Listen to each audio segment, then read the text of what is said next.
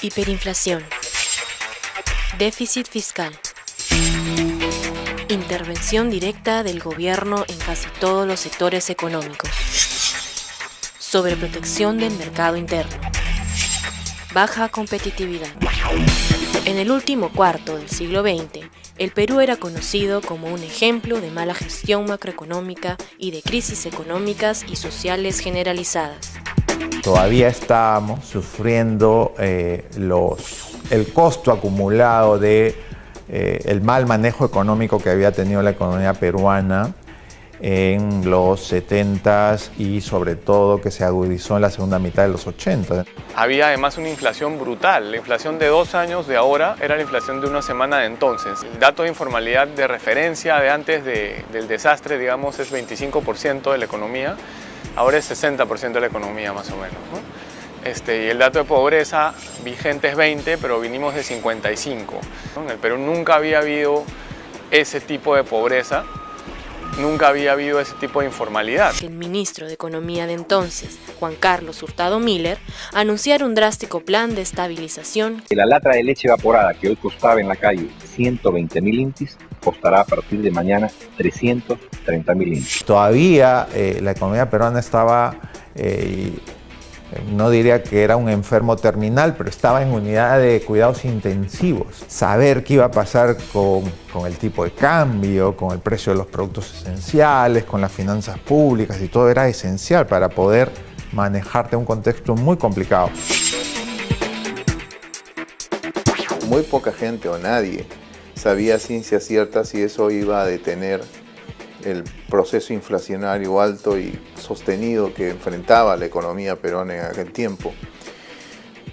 Inclusive las propias frases del entonces ministro Hurtado Miller, cuando termina su mensaje al país, que Dios nos ayude, generó mucha incertidumbre porque el día siguiente del paquetazo la gente estaba desorientada en la calle porque no sabía realmente cuáles eran los precios de ciertos productos básicos, digamos. Eran cosas que se debían hacer porque era un país sin reservas. El tema fundamental era cómo diseñar ese shock, ¿no? Y ver la manera en que tuviera los resultados deseados respecto principalmente al control de la inflación. El precio creo que es de la electricidad subió 32 veces en un mes. El precio de la mayor parte de cosas subió 8 o 10 veces. El precio de todo en promedio subió 4 veces. Entonces, si en julio algo costaba 1, en agosto costaba 4. Y tu sueldo no se cuadruplicó, digamos. O sea, terminaste de hacer más pobre a la gente, ¿no? Pero consiguen con eso reducir la presión inflacionaria. Cierran los bancos de fomento que le han prestado al agro, a la minería, a la industria, despilfarrando recursos, prestándose a las personas vinculadas, no recuperando. Esa es la causa principal de la emisión. Pasan la ley orgánica del BCR, cambian la constitución después en el 93, el BCR solo ve precios y no puede prestarle al Estado y es mucho más autónomo de lo que jamás había sido. Entonces la inflación empieza a reducirse, ¿no? La única otra alternativa es usar otra ancla para controlar la inflación y esa ancla tenía que ser el ancla monetaria.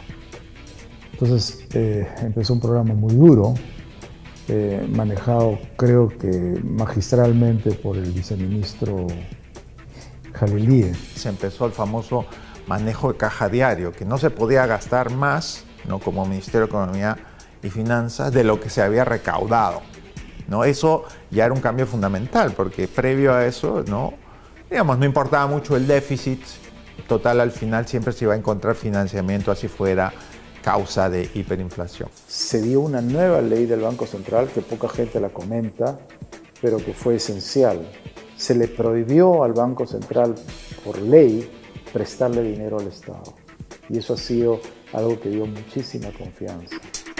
Pero una vez controlada la inflación y logrado un orden en el lado fiscal, llegaron las reformas de mercado para abrir la economía. El gran desafío luego de la hiperinflación fue cómo reconstituimos el sistema de tal forma que pasemos de un sistema en el cual muchos o varios precios eran determinados discrecionalmente por el Estado hacia uno donde funcionaran las fuerzas de mercado, pero con presencia del Estado en acción reguladora, sobre todo en aquellos contextos donde habían fallas de mercado.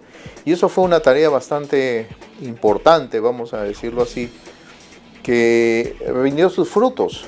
Y rindió sus frutos porque finalmente los precios empezaron a reflejar las escaseces relativas y definitivamente se eliminaba la posibilidad de mercados negros, por ejemplo, que existen cuando hay controles de precios que establecen precios artificiales para bienes y servicios. Se hace una serie de reformas estructurales que avanzan muy rápido entre el 91 y el 94. Se privatizan empresas, se crean los reguladores de los servicios básicos, se fortalece la superintendencia, se le da la autonomía al Banco Central, se inicia la reforma comercial, se empieza a integrar el Perú al mundo, ¿no? Esas reformas realmente fueron muy rápido hasta el 94. Todo eso empieza a guiar a la inversión privada de la economía en sectores donde realmente tendríamos ventajas internacionales, ¿no?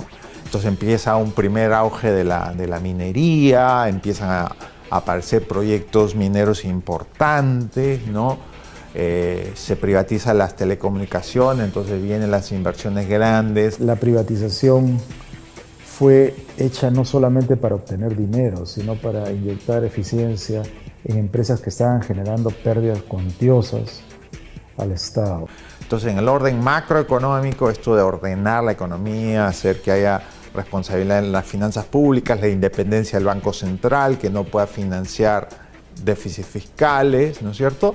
Pero también ya en el orden microeconómico, de que las fuerzas de mercado, es una economía de mercado donde son las fuerzas de la oferta y la demanda las que determinan los precios de la economía, hay competencia abierta a el mercado internacional, los consumidores no tienen que pagar excesivamente por productos acá en el Perú porque están sobreprotegidos. En resumen, uno se da cuenta cómo uno libera las fuerzas animales de ánima, y los empresarios de todo nivel empiezan a transformar un país, y nos hemos convertido en la estrella latinoamericana, pero todavía estamos muy lejos de ser un país en desarrollo.